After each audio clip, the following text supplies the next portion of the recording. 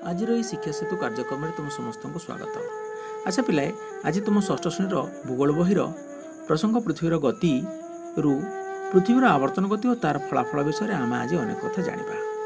तो आम जाचे जे पृथ्वीर दुई प्रकार गति अच्छी, गोटी है रोटेशन बा आवर्तन गति एवं अन्यटी है रिवोल्यूशन बा परिक्रमण गति।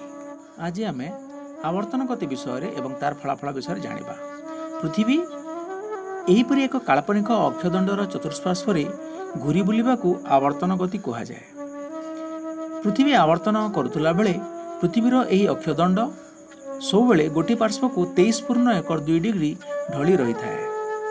यहीपरि 23.12 डिग्री ढली रहा सहित से सूर्यर चारिपार्श्व एक उपवृत्ताकार कक्षपथ दे घूरी बुलू थाए। यह परिक्रमण गति बा वार्षिक गति कहुए। पृथ्वीर यही काल्पनिक अक्षदंड उत्तर मेरुबिंदु एवं दक्षिण मेरुबिंदु उभय बिंदु मध्य दे अतिक्रम करिथाए। यही अक्षदंड सर्वदा गोटे पार्श्व को 23.12 डिग्री ढली रही है, जहाँकि भूपृष्ठ सहित भूकेन्द्र को जदि आम समान भाव में एक गार अंकन करी देखिबा ताहेले 66.12 डिग्री कोण सृष्टि करिथाए। तो एहीपरि पिलाए पृथ्वी सदासर्वदा गोटे पार्श्व को ढली रही अतिक्रम करे। पृथ्वीर यही आवर्तन गतिर वैशिष्ट्य गुड़िक विषय आम जाना। प्रथम वैशिष्ट्य होउछि दिग। तो पृथ्वी सर्वदा पश्चिम पूर्व दिग को आवर्तन करुଥାଏ। तो पृथ्वी को संपूर्ण रूप से थरे आवर्तन करने को 23 घंटा 56 मिनिट 4.09 सेकेंड बा 24 घंटा समय लगे, जहाँ को आम एक दिन बोली कहू। तेणु यही गति को दैनिक गति बा आह्निक गति बोली मध्य कहुए। द्वितीय वैशिष्ट्य होउछि पृथ्वीर काल्पनिक अक्षर स्वभाव। पृथ्वीर यही काल्पनिक अक्ष सदासर्वदा ध्रुवतारा बा ध्रुव नक्षत्र आड़ को निर्देशित हो सब रही है। आम जितेबाला राति चाहिए ध्रुवतारा को उत्तर दिगरे देखा पाइपर। तो तृतीय वैशिष्ट्य होउछि पृथ्वीर आवर्तन गतिर बेग।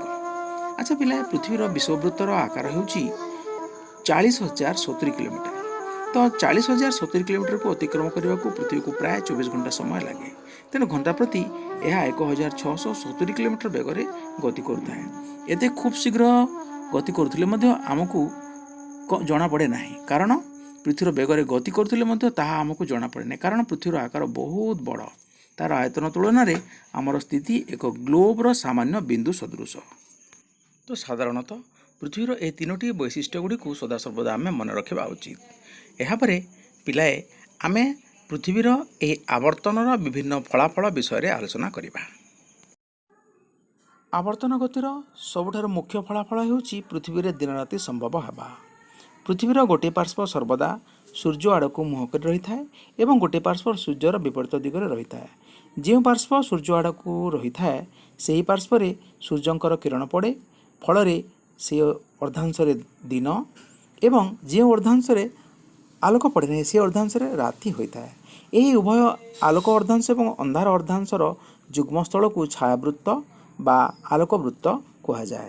भाव निर्दिष्ट समय यही आवर्तन गति चली था। पृथ्वी पृष्ठर प्रथम कर जो अंश सूर्य किरण पड़े ताको आम सूर्योदय बोली कहू। धीरे धीरे सूर्य मुंड उपर को गमन कर जो मुंड उपर आसते ताको मध्याह्न एवं सूर्य पश्चिम दिग को गति कला बेले ताको आम अपराह्न एवं शेष जो सूर्य अस्त होगा जाती ताको सूर्यास्त बोली कहू। धीरे धीरे सूर्यास्त परे परे राति आकाश जो चंद्र तारा इत्यादि देखा जाती ताको आम अंधार हैला बोली कहू। पृथ्वीर अक्ष गोटे पार्श्व को ढली रही हेतु यार दिन राति सबु स्थान रे समान नुहे।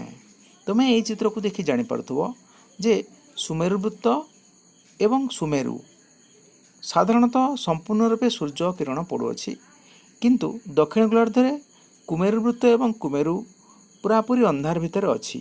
एइथिरु जଣା पड़ुछि जे उत्तर गोलार्धर अधिकांश अंचल दिन भितर थिबा बेले दक्षिण गोलार्धर अधिकांश अंचल राति भितर अछि। तो तुम वर्तमान मकर क्रांति ठार तलकू देख एवं कर्कट क्रांति ठार ऊपर को देख, जापर जे उत्तर गोलार्धर अधिकांश स्थान रे दिन होइतिला बेले दक्षिण गोलार्धर अधिकांश अंचल राति होइतिबो। तेणु दिन राति ପୃଥିବୀର ସବୁ ସ୍ଥାନରେ ସମାନ ହୋଇ ନଥାଏ। ତମେ ଏହି ଚିତ୍ର ଦେଖି ଜାଣିପାରୁଥିବ ଯେ ଉତ୍ତର ଗୋଲାର୍ଦ୍ଧରେ ସମ୍ପୂର୍ଣ୍ଣ ରୂପେ ସୂର୍ଯ୍ୟକିରଣ ପଡ଼ୁଅଛି ଏବଂ ଦକ୍ଷିଣ ଗୋଲାର୍ଦ୍ଧରେ ସୂର୍ଯ୍ୟଙ୍କର ଆଦୌ କିରଣ ପଡ଼ୁନାହିଁ। ଫଳରେ ଉତ୍ତର ଗୋଲାର୍ଦ୍ଧରେ ସୂର୍ଯ୍ୟଙ୍କର ଅଧିକ ସମୟ ପର୍ଯ୍ୟନ୍ତ ସୂର୍ଯ୍ୟକିରଣ ପଡ଼ୁଥିବା ହେତୁରୁ ଦିନ ବଡ଼ ଏବଂ ଦକ୍ଷିଣ ଗୋଲାର୍ଦ୍ଧରେ ଆଦୌ ସୂର୍ଯ୍ୟକିରଣ ପଡ଼ୁନଥିବା ହେତୁରୁ ଏ ଜାଗାରେ ସମ୍ପୂର୍ଣ୍ଣ ରୂପେ ଅଧିକ ସମୟ ପର୍ଯ୍ୟନ୍ତ ରାତି ହୋଇଥାଏ। ତ ପୃଥିବୀରେ ଏହିପରି ଭାବରେ ଦିନରାତି ସବୁ ସ୍ଥାନରେ ସମାନ ହୋଇନଥାଏ। ଦିନର ଲମ୍ବ ସାଧାରଣତଃ ସେହି ସମୟର ଋତୁ ଓ ତାହାର ଦ୍ରାଘିମା ରେଖା ଉପରେ ନିର୍ଭର କରେ। ଆମେ ଏ ବିଷୟରେ ଆଗରୁ ପଢ଼ିଛେ। ଶେଷରେ ତୁମମାନଙ୍କ ପାଇଁ କିଛି ପ୍ରଶ୍ନ। ପିଲା ଏ ପ୍ରଶ୍ନ ଗୁଡ଼ିକୁ ପଢ଼ି ତୁମେ ନିଜେ ତୁମ ଖାତାରେ ସୁନ୍ଦର ଅକ୍ଷର ଭାବରେ ଲେଖି ପୁଣି ହ୍ୱାଟ୍ସଆପ୍ରେ ପଠାଇବ। ଧନ୍ୟବାଦ।